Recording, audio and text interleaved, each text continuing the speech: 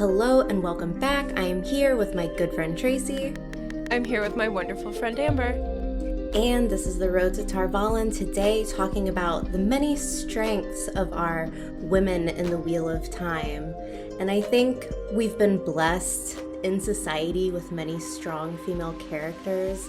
I'm thinking of Nancy Drew or Ellen Ripley or Hermione Granger, Christian Avasarala. It's not just like a one size fits all. Mm-hmm. You don't have to be physically impressive or wield a sword to be a strong female character.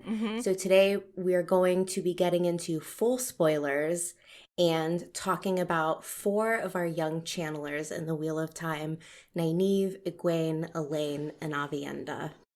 Indeed. I don't think there's another way to do it. I agree with you. I always feel bad when we can't have like a spoiler-free bit of content, but this is one of those conversations that's gonna have to kind of span the whole series. So I'm excited. Yeah. I just want to say off the bat, besides these 4 women being all impressive, very strong channelers, there are some themes in all of them that I think like we can get out of the way because there's a complexity in all of them. They all have their own personal goals and their own opinions and flaws.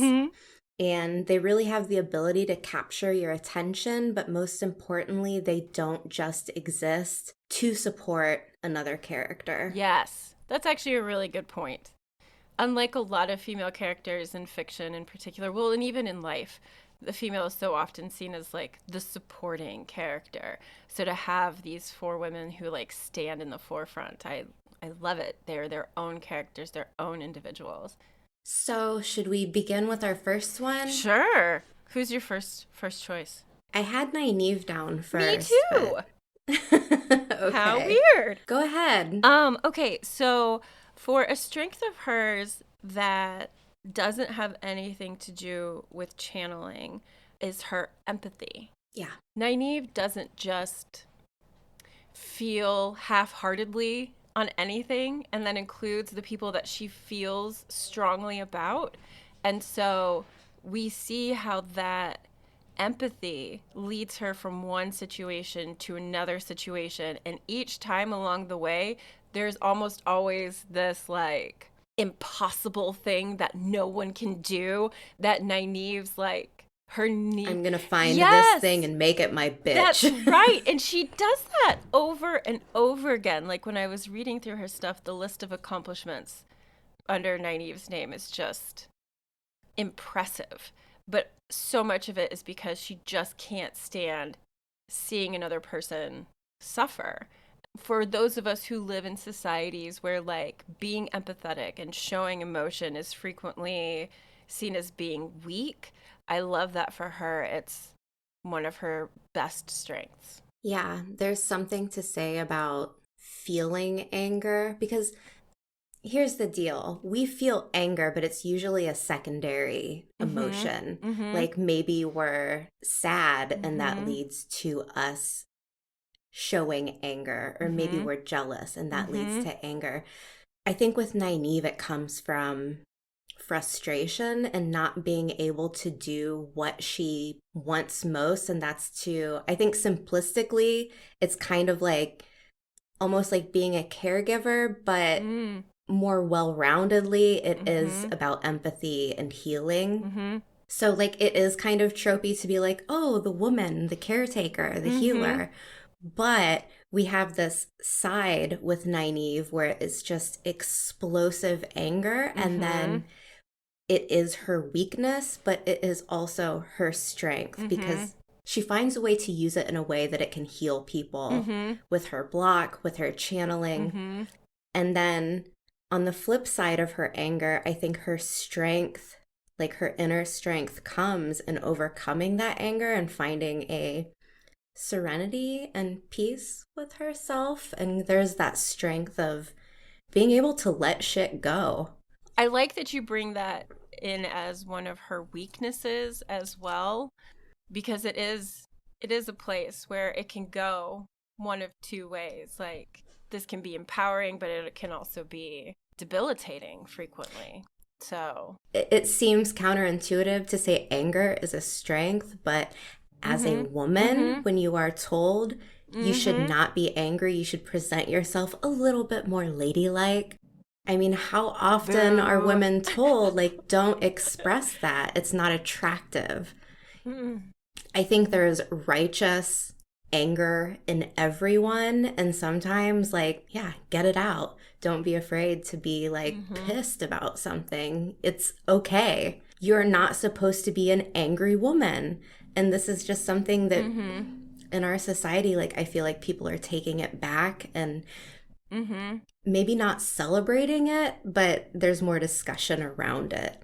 Mm-hmm. Yeah, there's an embracing and a making it a powerful tool in some ways. And I think that's what Nynaeve ends up doing too. In her testing, like that was the part that really hit me hard is like she goes through this harrowing test to become an Aes Sedai. And when she comes out, the sitters are like, well, you didn't keep your composure, so I don't really think you passed the test. And she's like, no, no, I think you're wrong. I think my emotions are powerful and they are worth keeping. And I mean, she does become a full Aes Sedai, but she definitely pushes back on that. It's okay for me to be angry. And there's so much of her that fights against that throughout the entire series, that seeing it towards the end and her being like this fully confident woman, it just it feels so Her good. confidence is even able to take her out of the establishment of the White Tower. I Mm, mean, many of our characters, their strength comes from being a part of this community of strong female yeah. channelers. But Nynaeve is able to recognize that this isn't for her. She can do just as much Mm-hmm. good, if not more, if she's outside the boundaries of the White Tower. So when they try and tell her, maybe you're not good enough for us, she's kind of like, well, maybe you're not good enough for me. And she's able to walk away. It's almost like Yes. leaving an abusive relationship behind. I mean, they Yes. eventually they take her, but as she is. Well, of course they do. Because they'd be dumb not to, as she points out. Like, she's totally right. And it just feels really validating to have that moment in a fantasy series in particular, where it is so often male centric Yeah. focused. And it's still like up to the man to rescue the woman out of the situation. And in this case, of course, Nynaeve saves herself. Yeah. She No pulls surprise there. herself out of it. I do think there's a very strong loyalty inside Nynaeve. Like, she will Mm. fight for her Mm. family. She's got strong mama bear situation going on. Even Yes. though she doesn't have Yes. children, her, pack, her pride is these young kids that she, from day Mm-hmm. one, believes are being kidnapped. And Mm-hmm. when all of the men in her village are busy talking about what should be done, she leaves to go Right. get them back. Yep. So, She's like, screw this. This is taking forever. I'm just taking this decision out of your hands. Off I go. And she's like, I think that's one of the things that I wrote down too is like her love and loyalty put her in places where it is critical for her to be. Like you said, her going after the group of young people from Emmons Field, like she remains a really important part of Rand's life. yeah. Without her, I think Rand's lack of humanity would have been so much deeper and more destructive. And who else? Who else was going to be able to like walk up to Rand and be like, "Hey, you're acting kind of crazy, and I really think you should step it back a bit." Other people could try, but Nynaeve he would listen to. He would trust her. He knows that he can, and he does throughout like the majority of the series, especially when like their paths are able to cross, like he leans on her more than he probably would have had they just stayed in the village together, you know? I think that's a really strong point because Rand is on a trajectory where he is capable of destroying a whole kingdom, a whole nation with a finger snap, and he does it. But Mm-hmm. Mm-hmm. anyone else could have walked away from him and said, I don't think there's any coming back from this. But she is Mm-hmm. so determined to make sure that he does not forget who he is and where he comes from. Mm-hmm. And Yeah.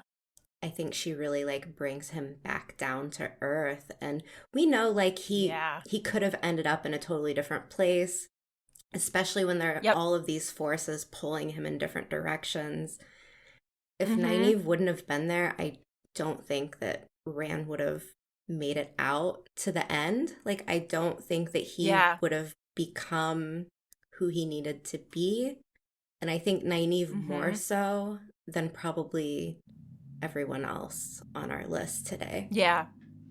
I agree. I agree. Even though like two of the women on our list become Rand's lovers, I would still say Nynaeve holds a really special place outside. Like she has a platonic relationship with him that's really, it's encouraging, to see like the ability for a man and a woman to be able to have an intimate relationship that doesn't involve sex in any Yeah. way. And I mean, the way that he shares responsibilities with her in certain places, like the cleansing of Sidene, and when they go to fight the last battle, like she's there for both of those. She is the main person with him Yeah. in cleansing Sidene. So the amount of trust he has to have in her to be able to do those things, and she doesn't give up on him. No. She doesn't give up on him. I love that you bring up the reminding him of where he's from. Like, that's so important. And Egwene's not going to be able to do it because she would just sound like a bratty little girl about it. But Nynaeve somehow can, like, bring that up to Rand, and it's okay. Yeah, I love that. She's seen him since he was a little boy. Yeah, I think there's That's kind of sweet and cute. I think there's this really interesting like two aspects of Nynaeve because we have that traditional caregiver, something that's seen as more feminine, but we also have Mm-hmm. this raging, righteous, justified anger where she is Mm-hmm. absolutely a fighter and she is not afraid to throw down. She is not afraid to Mm-hmm. threaten with violence at times. So she's True. just really fun. And I mean, I don't Mm-hmm. know. I could talk about her forever, but we should probably move on to the next. Move on to someone else. Fair, Fair. fair. Let's go to Um, Egwene, shall we? okay. I really struggled with Egwene's. Did you struggle? No, I didn't. No, really? Okay. Then what do you have down? I think Egwene's strength comes from this purely self assuredness and Mm-hmm. being someone who is so thirsty for knowledge and maybe power as Mm-hmm. well that she Mm-hmm. is pretty much her own protagonist. Like the Wheel of Time is such a huge scoping story, but Egwene is kind Mm-hmm. of off on the side doing what she wants for her own reasons. Anything that has to do with Rand, be damned. She is out for herself, Yeah. and that is Yeah. okay. Like, that is a strength. Yeah. It could also be a weakness Mm-hmm. or maybe a reason why some people don't like Mm-hmm. her. But Mm-hmm. I think there's a strength in being able to say, like, this is what I want, this is who I am. Mm-hmm. Yeah, I like that. Mine was kind of similar. I really like her determination. And again, it's one of those strengths that can also be a weakness. Her determination leads her off to do things that other people disapprove of. And that frequently happens when you decide on something. This is my path. This is what I'm going to do. Single minded focus. Really hard to be talked out of this. Like, I get it. I've been there, done that. And sometimes it lands you in a huge pitfall and it's hard to get out of, but I can't help but admire it and think that if she didn't have that like strong sense of determination to do the things that she wants to do, she would not have made it through all of the shit that she gets put through from like the start of the book to the end of the book, even up to her death. She was determined to figure that shit out, to play her role, and maybe to end her life after losing Gawain, who knows. But it pushes her, but it also has like a kickback to it, I think. Yeah, and I think Egwene is one of these, for the most part, pretty logical characters. I mean, she's Mm-hmm. always really Mm-hmm. taking advice from her peers and from her mentors Mm-hmm. and kind of like Mm-hmm. filling out all the details. And you can always kind of see the wheels in her mind turning. Mm-hmm. Mm-hmm. I think there's a strength in Egwene that also comes from almost being this survivor in a way. I know we talk about all the Mm-hmm. time how often it's always Egwene who is kidnapped, beaten, tortured, etc., Mm-hmm. etc. Tortured. But instead of letting that turn her dark, like we see how it happens with Mm-hmm. Rand, kind of, Mm-hmm. she Mm-hmm. becomes even more of a fighter. She becomes even more assured Mm-hmm. in herself. And Yep. as this goes along, she picks up more and more power as her story Mm-hmm. proceeds. And I think she might not be the most fair leader, but she's the Mm-hmm. leader that Mm-hmm. needed to be there. You know, like she's not the Dalai I like Lama, that. okay? She's probably more of an Angela Merkel or something. Yeah. She's more Yeah. of a Oh, yeah, Hillary that sounds. Clinton, maybe. There you go. Maybe. I mean that might not be such a bad parallel to make for her.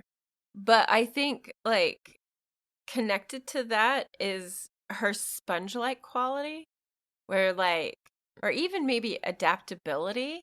She's just gotten her hair braided when we meet her in the series. And then spending some time with the Aes Sedai, her hair is unbraided. And every culture she steps into, she picks up their ways quickly. Well, she kind of adopts things like a chameleon. I feel like she's Mm-hmm. able to shift into whatever environment that she's Mm-hmm. in, which is this absolutely adaptive quality for sure. Yeah. Being able to do something like that really adds to your strength of character and the places that you can move in and out of. And I think that that's one of the reasons why Egwene does as well as she does, considering the many difficult situations she finds herself in. Yeah, absolutely. Her thirst for knowledge is never ending. I mean, if she stayed alive at the end of the series, I don't know like what her ending could be. Like what is there left for Mm-hmm. her to pick up? It's like she's almost done it all. Maybe she would end up on a sea folk ship out in the middle of nowhere just doing her thing. Hanging Yeah. out. It's funny that you say that because one of the things in like on the Wiki Wheel of Time fandom page, I think it said the Aes Sedai of the White Tower have decided that Egwene has nothing left for her to learn from them. And I was like, wow, that's a big statement. Really? Really? I mean, impressive if it's true, but it just seemed I mean, she's only like what, 18, 19 when she dies and she has nothing left to learn from the Aes Sedai that have been there for I don't know, centuries. It just felt kind of weird to me, but good for her if it's true. I think that's just a flaw of the White Tower itself though. I mean, how much do they really know? I mean, Mhm. it's the student outpacing the teacher at that point. When you have Mhm. someone who's And that much really more and skilled. stronger. Like Elayne, Nynaeve, and Egwene all received training in the White Tower, and they are all like, with very few exceptions, much, much, much stronger than the women teaching them. And they each have this ability to be like fast learners. So they don't even need to spend a lot of time going through like certain courses on weaves because they'll see a weave once and they'll be able to replicate it. And like, that's cool and all, but again, I think you're right. It's with the White Tower where it's failing the women that are a part of it, if that makes sense. Like there are too many secrets inside. They don't really collaborate as much as they could slash should with each other. Like I think we're focusing maybe a little too much on the White Tower when so many characters are so central to Rand's story. Egwene has her own story. She has this strong protagonist energy where you can see her story as it's going and it's not connected to Mm-hmm. him like the other three women Mm-hmm. that we're talking about today. That's true. Which I think for the Wheel of Time series is so important Mm-hmm. because, yeah, Mm-hmm. the Wheel of Time is not just about Randolph or the Dragon Reborn. But I think that her storyline is really empowering because she is not a side character to Randolph Thor. And I think Yeah. that's one of the things that Mm-hmm. many women gravitate towards with Egwene Alvier and why they Mm-hmm. love her. Yeah. Yeah. I She's her love that. own damn woman. That's right. Can't contain her. Okay, Elayne. Yeah. Let's talk Elayne. I actually she was really easy for me to find strengths on. I think as a character, she just has so many really good qualities. I think for me, the strength that stands out the most is her ability to not take herself too seriously.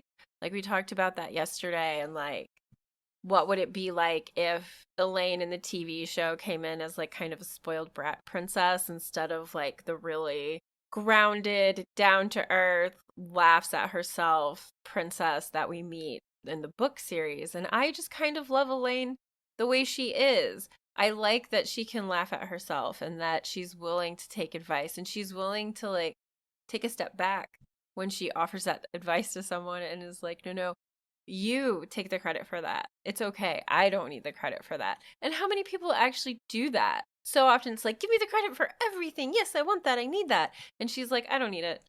I'm here to help you. You are the center of this. And I just think that that's so cool. I think a part of that comes from her knowing where her place is. She doesn't need Hmm. any more accolades Anything? because she is Ooh, a yeah. Good point. legit princess. So like what could she want? What could she need? She's happy giving advice like we see in Mm-hmm. The Shadow Rising where she's Mm-hmm. really this political powerhouse. And that's one of the Mm-hmm. things that I wrote down about her is she is fully capable of ruling a nation. She sees a lot of what Mm-hmm. happens, how things can be better. She has this natural Mm-hmm. leadership mediator ability where she can kind of Yes. step in Yes. and calm things down. And that's not an easy thing to Mm-hmm. do. And again, like this Not at might all. be seen as a more traditionally feminine quality Mm-hmm. like with Nynaeve saying that she's a caretaker, but it's really not Mm-hmm. easy to step in and calm people down when things are about ready to Mm-hmm. come to blows Emotions and are high. emotions are high. Yes. Yeah. Yeah, no, that's actually another thing that I wrote down about her is her peacekeeping abilities. I can see with Elayne where her Aja choice had to be what it was. Like she had to be Green Aja. She knew she was going to have more than one warder, but I think she would have made an exceptional Grey Aja sister. The experience that she's had in her mother's court, the fact that she's always been daughter heir, the expectations of her to be able to discuss potential issues with anyone who's got an issue with the throne of Andor. And I mean, it's not like Andor is just some small, it's not Lugard, you know, it's not Murundi, it's Andor. It's one of the greatest nations in the Westlands, Greatest military, probably right? biggest population. I think so. Yeah. And I mean, if I'm not mistaken, they're also the wealthiest. Like their resource list is massive. So she's got a big place to rule. She's not, I don't know, she's not lacking for a diplomatic background at all. And I think she would just have done like amazingly well as a Grey Aja sister. Just my opinion. Yeah, and for all of the position that she truly has this tender heart, I think. Yeah, she does. She can be a little foolhardily, like stepping into situations that might get her killed. But you know what? I almost see that as like a nod to the runaway princess going undercover trope. You know, like you get that Yeah. little bit of freedom when you're Uh-huh. not stuck inside the day-to-day doings of your court. So I think like for Yeah. her, it's yeah, like the end of the world is coming. So, you know, like I'm gonna do Mm-hmm. everything that I can. And if my nation is still there to rule at the end of the day, I'm going to do it. But first, like we've got Mm-hmm. big things to finish and big things to fight for. Mm-hmm. So, Yeah. like all of the women on our list today, she is a fighter. All of them are, Mm-hmm. especially when it Mm-hmm. comes to their magical abilities. There's only one that really Mm-hmm. has the physical side of fighting, I would say, on our list today. It's Mm-hmm. not Elayne. What? Really? Not Elayne? Was there anything else about her that we wanted to touch on? I mean, there's so much. I'm trying to. So, one of the things that I didn't touch on is that she is one of the lovers of Rand al'Thor in this story. So, she is very Ah, much yes. attached to him in one way. Mm-hmm. But I Mm-hmm. really like how her love is explored because she's not Mm-hmm. clingy, really. Like she's out doing No. stuff, and again, I think this Yep.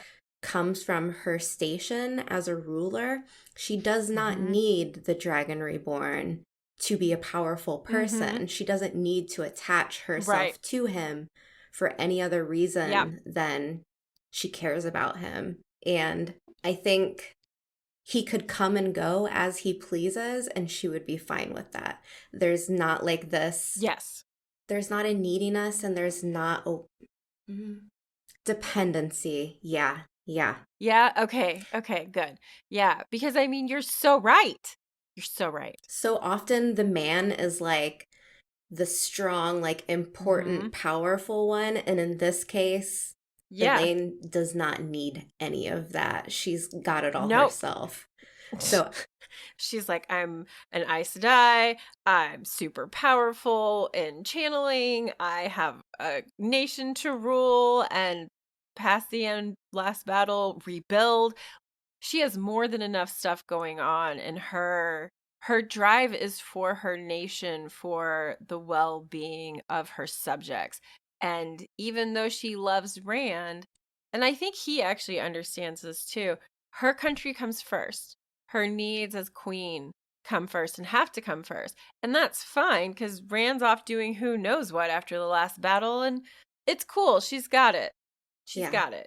Twins, she can handle it. A country to rule, no problem. Hanging out as an Aes Sedai, just another Monday. I love Elayne. She handles everything so gracefully and independently. And I love that. Okay, our last person of interest is Aviendha. I love Avienda. You start. You start. Because I'm not quite sure how I feel about the strength that I wrote down for Sure. her. I think with Aviendha, we are definitely seeing a more like masculine trope of power or Mm-hmm. strength because Mm-hmm. it is Mm-hmm. physical strength. Mm-hmm. And she is almost this warrior turned defender turned confidant. And I really love that about Mm. her. She doesn't need to physically fight, but she can and she will. But she's also there to defend and to be the moral support of Elayne, which they're Mm-hmm. both each other's moral support. So I shouldn't just make it sound one sided. But Yeah. they're really there for one another. So, like, it's not even a friendship, it's something stronger. And she's the type of person who is going to lift you up and make you be the best you can be. And that's really what she is Mm-hmm. for Elayne, her first sister. She's totally capable physically. And I love that about her. Mm-hmm. Mm-hmm. I think in some ways this kind of ties into that because what I wrote is her directness. In some ways, it seems to almost be an Aiel trait. Avienda will very frequently call things as they are in places where other people might hesitate and attempt to use a gentler method. Avienda is like, nope, this is how it is. This is how we should approach it. Let's do it. And in that way too, like she's direct in speaking her mind to her friends, to her first sister, to the people around her who will continue to be a part of her world. And she doesn't really fear like the blowback from it. She sees it as doing a loving gesture, and I think expects other people to see it that way too, instead of it being potentially hurtful. So I like that about Aviendha. Yeah. One of the other things that stood out to me about Aviendha is her ability to step outside the culture and custom that she comes from. I think Mm. Egwene does it a little bit, but I think Aviendha has Mm-hmm. much more of a hurdle in this aspect because Egwene, Mm-hmm. she's from the Mm-hmm. Westlands. It's not like the whole world is different than her. Where Aviendha, Right. she leaves her sisterhood, the Maidens of the Spear, Farder Eyes Mai, she leaves that behind. She's with the wise ones and then starts following Yeah. Elayne around and traveling with her. Mm-hmm. But she is just in a world unknown by herself with no Mm-hmm. one else of her culture. And she makes it work. She even starts to explore like this newfound femininity where she's taking baths and doing things that are considered a little bit luxurious, and Mm-hmm. she's not trapped by the confines of like what feels natural for her. She's able to be Mm-hmm. an outsider and kind of rewire how she does things. She's Mm-hmm. really just, I think, so cool in that aspect. Like I see it living in a different country that I'm not from, how difficult and challenging that Mm-hmm. has to be for Avienda, where every day is something new and different, and you have to relearn how to Mm-hmm. live to an extent. And Yeah. Avienda just does it with Yeah. such ease, I feel like. Like she's always Mm-hmm. Aiel. Yeah. She's always a maiden of the spear, I think, Mm-hmm. at heart. Besides Elayne and Rand, that's her biggest Mm-hmm. love, like the thing that she is fighting Mm-hmm. tooth and nail to keep. But besides that, Mm-hmm. she's just like, okay, like this is my life now and I'm going through it and I'm doing things and I don't need to be quote unquote an ideal Mm-hmm. woman. Like I can be Mm-hmm. however I want. Yeah. I do love her embracing bath time with Elayne. It's a very different experience from when she first walks in on either Egwene or Elayne in the tub and like gets naked because she's just trying to make the other person comfortable, but her shock is at all the water. Like somebody sitting in and dirtying all that water, and then to be like, yes, please, I will take a bath now, and I would like that dress for today, and I think I'll have you do this with my hair, and like It's a fun I like that she balance. can be Yeah, she both. can be the fighter, she can be the Yes. warrior, the killer, but she's like, you know what? I think I like Silk a little bit now. So, Yeah. I mean, it does not stop my imagination from seeing Avienda like taking a dagger or something to slash her skirts off in the moment of a battle if she needed to so she could be faster. Like, I don't see that detracting from how ferocious of a person she can be. yeah, she could be in lace and lipstick, but stalk Right. you like a deadly cat and kill you. I mean, how often is she taking people uh, unaware because she just shows up somewhere and people are like, how did mm-hmm. you get in here? Oh, hey, you just walked in here. That's wild. Like, doesn't, I think she even does that, like, at the last battle, too, where, like, there's a group of people and they're all talking to Elayne, and she manages to, like, sneak into the tent, and nobody sees her. Elayne finally notices her, and I think Avienda's point of view is, like, how proud she is of her first sister for being able to do these things. That's another really beautiful thing about Avienda is her appreciation of friendship and Yeah. sisterhood. Like, that's kind of her culture from the get go, her commitment to her spear sisters before she becomes a wise one. And even then, that's a sisterhood of another kind. So, the fact that that's kind of ingrained in her and she wants the best for everyone that she gives that love and attention to. And I just think she has some really fantastic qualities. And being a really good friend is high on the list. It could have very easily had been left as like Aviendha, she's the strong one. She can kill people and that's Right? it. Right? But End of story. But Robert Jordan just created this really great arc for her where it's like, who am I if I'm not Farterized My? Yeah. And she's able to Yeah. find And this her new sisterhood, her newfound family, and the Wise Ones and Elayne. Yeah. Yeah. I love that. I think as far as pulling all four of these ladies together, one of the things that kind of like jumped out at me is how each one gets an opportunity in the stories to have their own special something. Not like superpower, but like, I mean, Nynaeve's list is long. Egwene is a dreamer, and she rediscovered how to make Quendalar? Queen DR. Hearts? Yeah, Heartstone. Elayne has figured out how to remake Ongriels. Aviendha can touch an Ongriel and know What it does. like kind of roughly what it will do. Yeah. So they all four of them have these like these capabilities that people have thought have been lost for centuries. And just all four of these women, doop, here you go.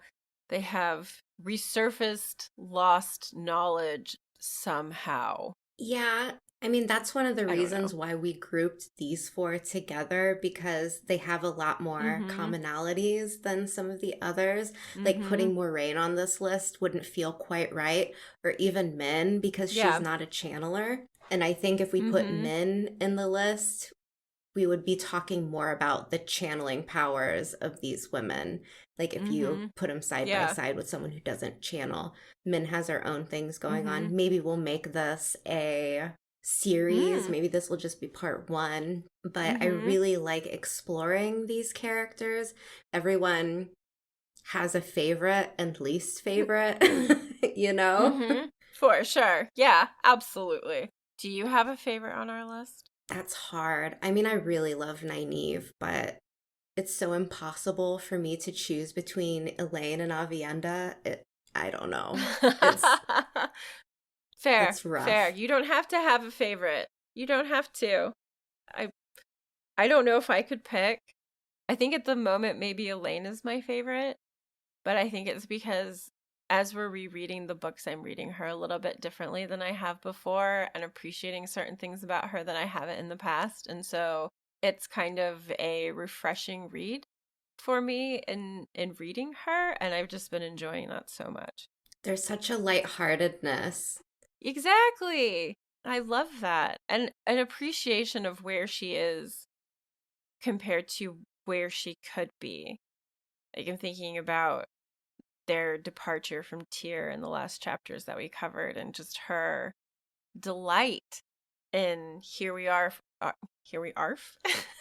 Arf, arf.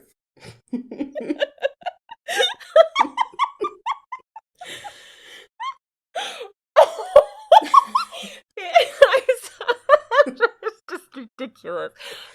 Here we are off on another adventure. And like she knows there's danger. She knows. But she's so grateful that she gets to do this, that she's just like, this. I'm grasping onto this, and it's today is the day, seize the day. Elayne is totally a carpe diem girl. All right. Yeah, so everyone, thanks for listening. Like, subscribe. Let us know if you would like us to cover more characters and do some more videos like this, and we will see you next time.